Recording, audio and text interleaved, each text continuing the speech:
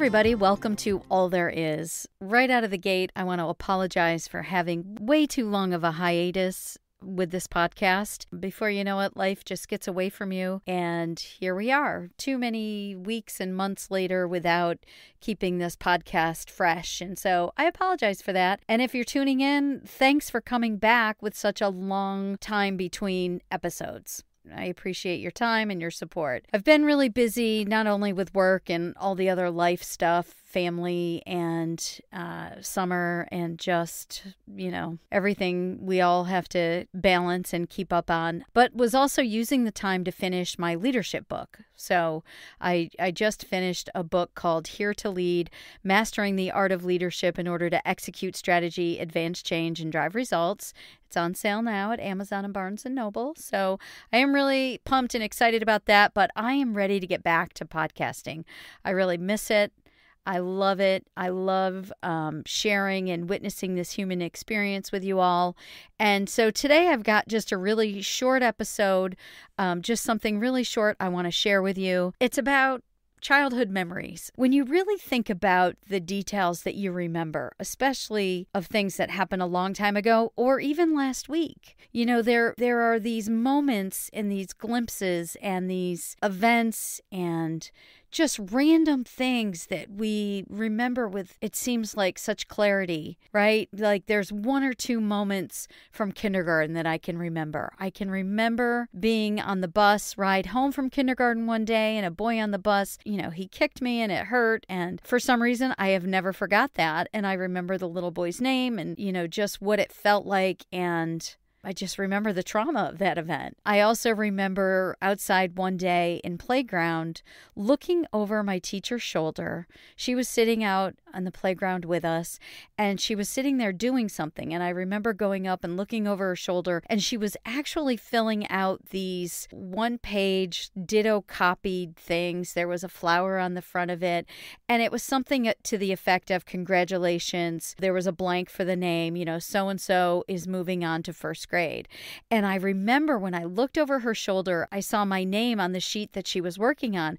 And I remember feeling so relieved, like, oh my God, thank God I am graduating kindergarten. I don't remember being worried about graduating kindergarten. I think I was pretty developmentally on pace with where I should have been. I didn't really struggle with school that I remember, but I just remember that moment of being like relieved, like, oh my gosh, I'm going to first grade. So it's just random. Like those are the only two things I really remember from kindergarten. So there's all these random things. I'm sure you have them too, and moments of our childhood. And what I'm going to share today is one of those memories. It's something that I remember sharing with my older sister. We're only 13 months apart. So I think in some circles you call those Irish twins. I'm sure it was a challenging time for my mother, but for my sister and I, because we were so close in age, it just sort of lent itself to us spending a lot of time together. We shared a room because we were the closest in age. And so in our house, where there weren't enough single bedrooms for 5 kids, of course, back then, it was common to share bedrooms. And my sister and I shared a room. And so, we went to bed and it was like, it was on, like it was game time. And we played games and we talked and just had a whole world and a whole life after we got sent to bed, and things that we spent our time doing until we got yelled at to settle down and go to sleep. And a couple of months ago, the Syracuse airport was hosting a poetry contest, and it was called Poetry in Flight. And they were working in conjunction with the Downtown Writers Center, which I've been a part of for many, many, many years. And they were looking for poems that had an aviation or a travel theme. Now, I don't write a lot of poetry. I have in the past. I'm not necessarily technically a great poet, but I've taken some poetry classes. I've written some poetry. And anyway, I saw this announcement looking for travel-themed poems, and it just made me think of this childhood memory. And I had something started. I had some writing on this memory that I had started years ago. I always knew I wanted to write something about it. I didn't quite know what form it was going to take, but I had something started and I had some things jotted down. And when I saw this call for travel-themed poetry, it was exactly what I needed to finish this half-started memory or this half-started work that I had saved somewhere. And lo and behold, wouldn't you know, my poem is a runner-up. I didn't win first place, but I'm a runner-up, which I'm completely honored and thrilled to be. And what that means is my poem is going to be displayed at the Syracuse airport, which I'm really excited about. And it is, I think, going to be up for display as of today. August 5th is the date. So if you're in the airport, check it out. And I'm going to just share it with you here today. It's something that brings a smile to my face, and hopefully it will bring a smile to yours.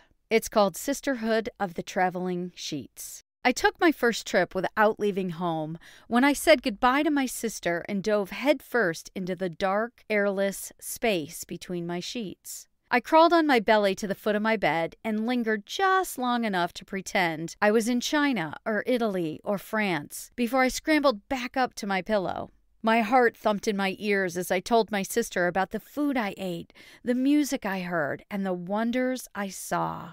Our beds, pushed together even though we had enough room to spread out first-class style on opposite walls, carried us to worlds outside our small ranch house on a country road. Wanderlust, anchored with a longing for home, touched down in my soul during those late-night trips while the rest of the house slept.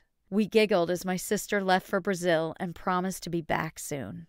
And that's it. Short and sweet. Some may think for a serious writer, this is frivolous and a frivolous contest, and I don't see it that way. It's sharing of the human experience. I'm really honored and happy to share it with you, and hopefully it triggers in you some fond memories that you have, maybe with a sibling or a childhood friend or a parent or just something sweet and innocent that brings a smile to your face. We all need more of those in our lives, right?